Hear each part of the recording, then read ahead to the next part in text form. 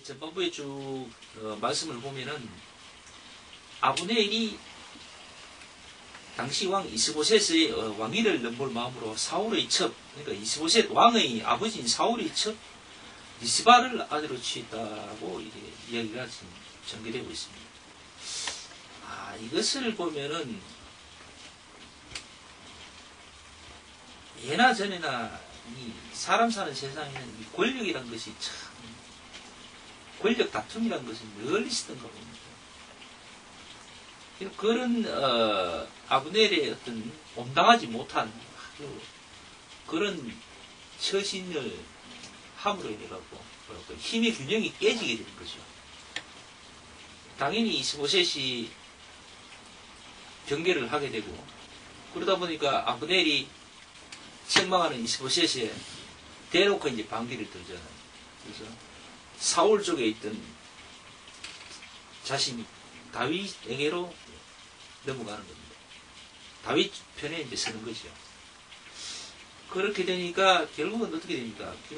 하나님 말씀 3장 초반부에 이야기하고 있지만 사울의 힘의 균형은 점점점 줄어들고 힘은 빠지고 다윗은 점점 강해지죠. 오랜 대립 기간 동안에 그런 식으로 이제 형국이 이제 이어지고 있습니다.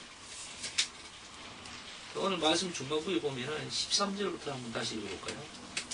다윗이 가로되 좋다. 내가 너와 언약하려니와 네가 네게 한 가지 일을 요구하노니 나를 보러 올 때에 위선 사울의 딸 미가를 데리고 오라. 그렇지 않으면 네 얼굴을 보지 못하리라 하고 사울의 아들 이스보셋에게 사자들을 보내어 이르되 내 처 미가를 내게로 돌리라. 저는 내가 전에 블레셋 사람의 양피 100으로 정한 자니라. 이스보셋이 보내어 그 남편 라이스의 아들 발리아에게서 취하며 그 남편이 저와 함께 오되 울며 바울림까지 따라왔더니 아브넬이 저에게 돌아가라 하며 돌아가니라. 자, 오늘 이 13절부터 16절 말씀을 이렇게 보면은 참 황당하면서도 참 안타까운 얘기가 나옵니다. 다윗이 옛 정원녀 누굽니까? 미가를 불러들이려고 하죠. 그런데 그 일을 아브넬에게 이제 지시를 한 겁니다. 아브넬이 사울 쪽을 떠나서 다윗에게 붙으려고 하니까 다윗이 그런 요구를 합니다. 미가를 데리고 오라고 하죠. 그러니까 다윗이 그런 요구를 이 아브넬이 듣고 당시 자기 쪽에 있던 사울 쪽에 있던 그 실시의 왕 이스보셋에게 그 미가를 데리고 오라고 요구를 하는 겁니다. 그러니까 둘이 지금 관계가 굉장히 안 좋은데 지금 이스보셋이 자신이 왕임에도 불구하고 아브넬의 그런 요구를 또 들어줍니다. 들어줄 수밖에 없죠. 왜냐하면 아브넬이 지금 말씀으로 봐서는 굉장히 얼마든지 반역을 도모할 수 있는 그런 힘을 갖고 있다는 얘기죠. 그러니까 자기가 왕이면서도 밑에 자신의 신하가 이야기하는 말도 안 되는 이야기를 들어줄 수밖에 없는 그런 상황. 그러니까 그런 얘기를 들어주는데 보면은 또 당시 미갈은 또 다른 사람에게 또 시집을 간 상태인 것 같아요. 그의 남편이 자기 아내가 큰 힘을 가진 사람들에게 보내지고 막 가니까 붙들려 가니까 얼마나 답답하고 억울하겠어요. 그래 따라가잖아요. 따라가는데 아브넬이 저한테 저보고 돌아가라 그러니까 또 간다고 얘기돼 있잖아요.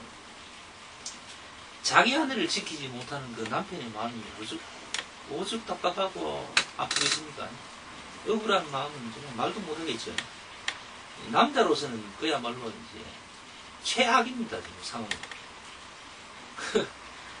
지금 이런 상황이 지금 벌어지고 있어요. 그러니까 지금 당시 이 상황들 전개되는 이야기를 쭉 들어보면 사실은 이게 참 황당한 이야기가 대부분입니다. 왜냐하면은 당시 구약시대에 일부 다처제가 비일비재했었는데 그 일부 다처제는 사실은 율법으로는 금하게 되어 있는 그런 아주 안 좋은 행위들입니다. 이게 율법을 어기는 행위거든요.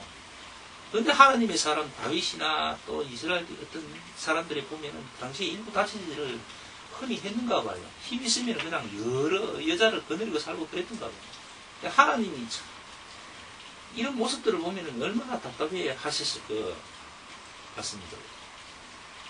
그러나 다윗은 하나님의 사람이고 또 하나님께 크게 쓰임 받는 사람이며 결국 그 다윗의 혈통을 통하여서 우리 주 예수 그리스도가 오십니다. 그래서 결국 이 말씀을 보면은 우리 하나님은 어떤 시대적 상황이나 어떤 그런 여건들 그런 상황에 구속받거나 저속받는 분이 아니라는 겁니다. 영향을 받지 않는다는 거죠. 그러니까 하나님의 능력은 이렇게 무한하다는 겁니다. 정말 죄악들로 가득한 이 이스라엘 땅에서 하나님의 사람을 심으시고 그 하나님의 사람을 통하여서 하나님의 역사와 경륜을 이루시는 것 그런 거 보면은 참 우리 하나님은 대단한 분이다 라는 걸 다시 한번 알 수가 있어요. 반면에 인간들은 아주 예전부터 아주 옛날부터 오래전부터 정말 죄악에 가득 했다는 사실을 우리가 알 수가 있는 거예요.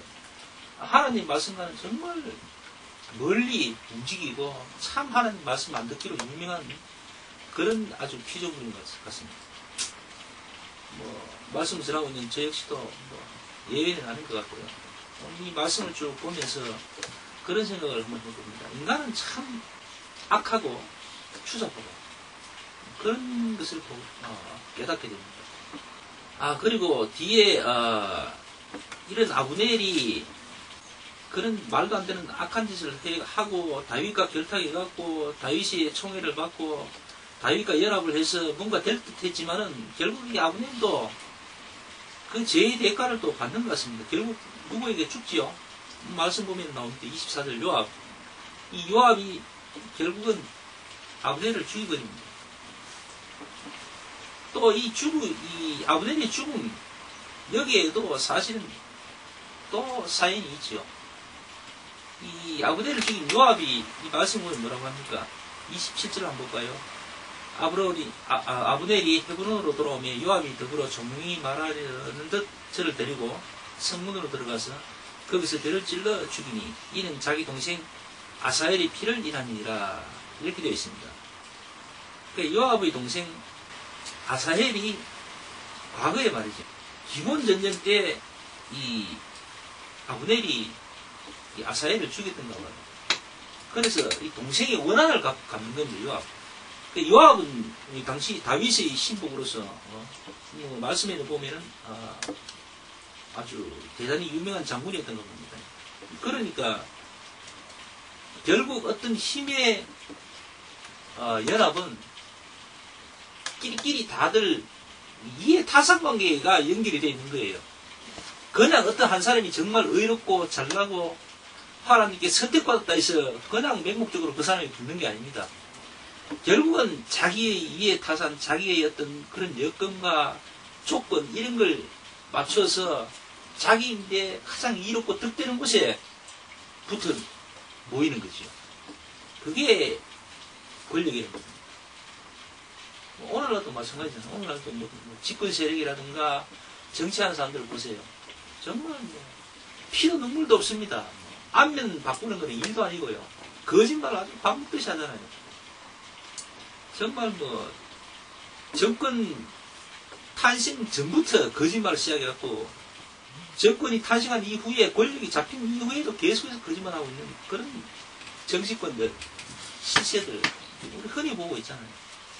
이래서 아주 인간 세상의 권력이란 참 험하고 추잡하고 더러운 거죠.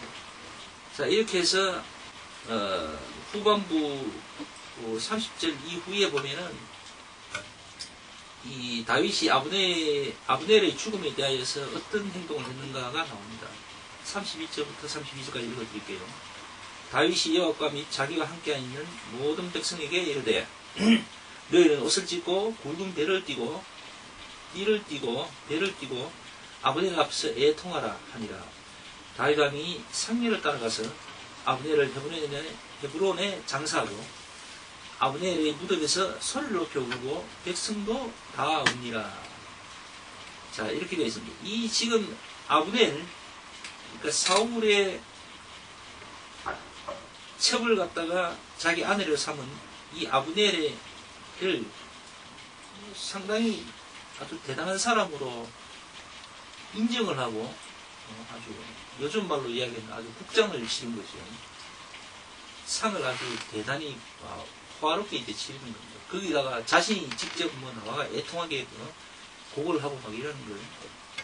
어찌 보면 이게 이제 당시 아브넬의 어떤 영향권에 있는 사람들에게 자신의 그 아브넬에 향한 어떤 마음을 보여주는 거죠. 전시 행동이라고 할 수도 있는 것 같기도 하고, 어쨌든 그럼으로 인해서 어쨌든 많은 백성들이 그 아브넬의 죽음이 다윗과는 관계없는 것으로 알고 더욱더 다윗을 신음하게 되는 그런 이야기가 이제 오늘 3장 말씀 후반부의 결론으로 맺어집니다. 이런 말씀들 전체적으로 보면은 참 하나님께 사랑받았던 다윗이 그의 일대기 하나하나를 좀 자세히 좀 들여다보면 그 다윗 별로 좋게 보이진 않습니다. 이 다윗이라는 사람이 이 말씀 외에도 보면은 뭐 예전에 말이죠, 남의 아내를 막 자기 아내로 만들어버리고 참 별짓을 많이 했습니다. 하면 안 될 짓을 참 다윗도 많이 했습니다. 뭐 그래서 그런지 뭐 남의 여자를 데려다가 뭐 자기 아내 삼는 거 그거 별로 그렇게 문제 삼지는 않습니다. 그 사람이 죽으니까 대단히 애통해하기도 하고요. 참 하나님 말씀 읽을 때 보면은 좀 답답하고 안타까운 면이 좀 있긴 있습니다. 우리 하나님께서 이런 상황을 다 어떻게 하시는지 모르겠지만 어쨌든 우리 예수님은 이 다윗의 혈통에 이어서 이 땅에 오십니다. 하나님을 우리가 다 어떻게 이해할 수 있겠습니까? 그러나 우리 예수님이 결국 우리 같은 이런 악한 죄인들을 살리셨습니다. 또한 우리에게 은혜 주심을 생각하고 우리가 생각할 수 있는 바는 어디까지나 한계가 있다는 걸 생각하고 하나님의 그 깊으신 뜻, 그 넓으신 그 마음 이해가 안 되더라도 이해하는 것이 마땅하지 않겠습니까? 그것이 바람직한 자세이라 생각합니다. 오늘 말씀 여기까지 하고 마치겠습니다. 기도합시다.